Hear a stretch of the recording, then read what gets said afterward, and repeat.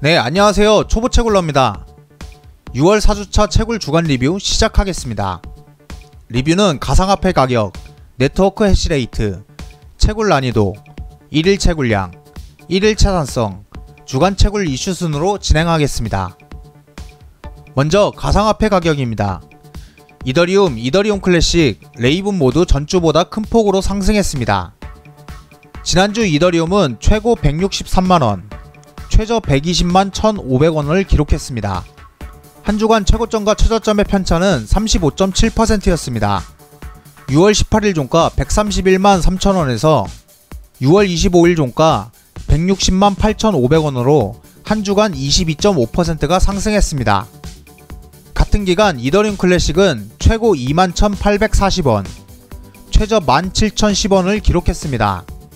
최고점과 최저점의 편차는 28.4%였습니다. 6월 18일 종가 18,070원에서 6월 25일 종가 21,460원으로 한 주간 18.8%가 올랐습니다.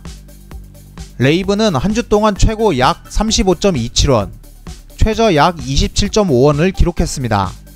최고점과 최저점의 편차는 28.3%였습니다. 가격은 6월 18일 종가 22.59원에서 6월 25일 종가 31.74원으로 한 주 동안 40.5%가 상승했습니다. 다음은 네트워크 해시레이트입니다.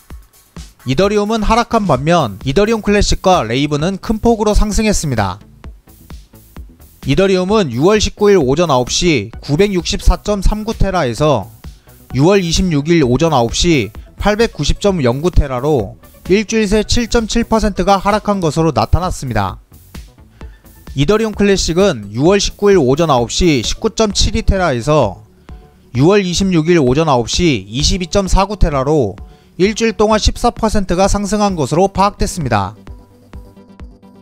레이븐은 6월 19일 오전 9시 2.51테라에서 6월 26일 오전 9시 2.9테라로 일주일간 15.5%가 상승한 것으로 집계됐습니다.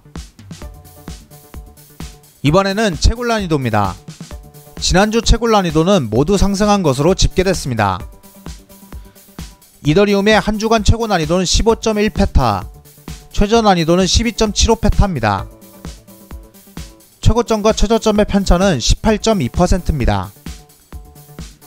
6월 19일 오전 9시 14.23페타에서 6월 26일 오전 9시 14.42페타로 1.3%가 상승했습니다. 이어 이더리움 클래식입니다. 한 주 동안 난이도는 최고 304.35테라, 최저 265.19테라를 기록했으며 최고점과 최저점의 편차는 14.8%였습니다. 6월 19일 오전 9시 268테라에서 6월 26일 오전 9시 288.58테라로 7.7%가 상승한 것으로 나타났습니다. 마지막으로 레이븐입니다. 난이도는 최고 44,345, 최저 32,449를 기록했으며 최고점과 최저점의 편차는 36.7%였습니다. 6월 19일 오전 9시 35,144에서 6월 26일 오전 9시 39,982로 13.8%가 상승한 것으로 집계됐습니다. 이어서 해시레이트 1기가 기준 1일 채굴량에 대해 알아보겠습니다. 난이도가 모두 상승함에 따라 이더리움 클래식, 레이븐 모두 채굴량은 전주에 비해 감소한 것으로 나타났습니다. 이더리움은 6월 19일 오전 9시 0.0115개에서 6월 26일 오전 9시 0.0112개로 일주일 새 2.6%가 줄어든 것으로 나타났습니다.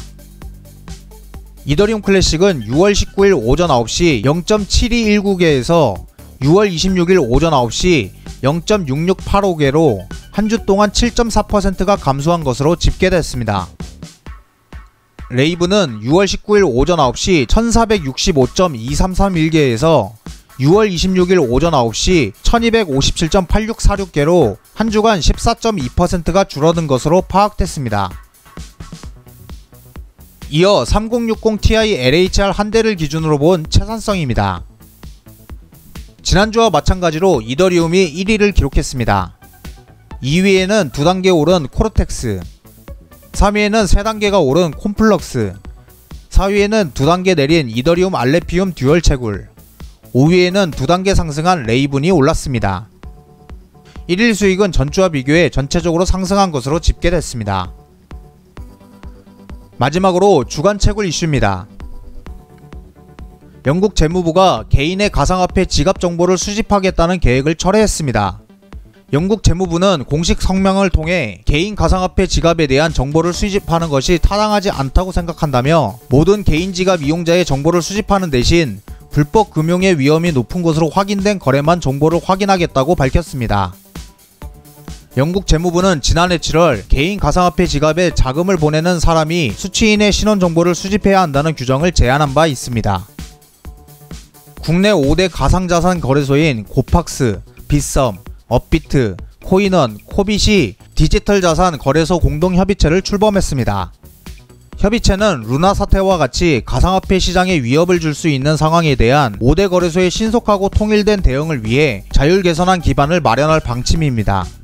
자율 개선안 이행을 위해 각 거래소에서 최소 1명씩 외부 전문가를 추천해 5명에서 7명으로 구성된 자문위원회를 구성할 계획입니다. 이더리움 폭락 사태의 주된 원인을 제공했던 가상화폐 대출 플랫폼 셀시어스가 파산 신청을 준비 중인 것으로 전해졌습니다. 셀시어스는 가상화폐를 예금하면 이를 담보로 법정화폐를 대출해주는 서비스 업체입니다. 하지만 최근 가상화폐 폭락세가 이어지면서 예금 인출을 중단했었습니다. 글로벌 투자은행 골드만삭스는 셀시어스의 부실 자산을 매입하기 위해 자금 조달에 나선 것으로 알려졌습니다. 가상화폐 대출 플랫폼 바벨 파이낸스가 출금 중단에 이어 채무 상환 유예를 했습니다. 바벨 파이낸스는 비트코인, 이더리움, 스테이블 코인만 거래하는 대출 플랫폼입니다. 앞서 가상화폐 폭락세가 이어지자 비정상적인 유동성 압력에 직면했다며 이용자들의 자금 출금을 중단한 바 있습니다. 이번에는 단기 유동성 완화를 위해 채무 상환 기간에 대해 주요 거래처 및 고객들과 사전 협의를 했다고 밝혔습니다. 크리스틴 라가르드 유럽 중앙은행 총재가 가상화폐 스테이킹과 대출을 규제해야 한다고 밝혔습니다. 라가르드 총재는 미개척 분야의 혁신은 소비자들을 위험에 빠뜨리고 규제의 공백이 범죄와 투기를 낳는다고 경고했습니다. 그는 디파이에 대해서는 금융 안정성에 실질적인 위험을 초래할 가능성이 있다며 새로운 법안을 통해 제2의 규제 틀에서 완전하게 다뤄야 한다고 강조했습니다. 6월 4주차 리뷰는 여기까지입니다. 지난주에는 최악의 폭락 사태가 소강 상태에 접어든 모양새였지만 셀시어스의 파산 신청 등 잠재적인 악재들이 여전히 존재하고 있어 앞으로의 움직임을 쉽게 예측하기 어려운 상황인 것 같습니다. 채굴러들 모두 상황에 맞는 대응을 통해 손실을 최소화하셨으면 좋겠습니다. 이번 영상이 유익하셨다면 구독과 좋아요를 꼭 눌러주시고 알림 설정도 부탁드리겠습니다. 저는 다음주에 다시 찾아뵙도록 하겠습니다.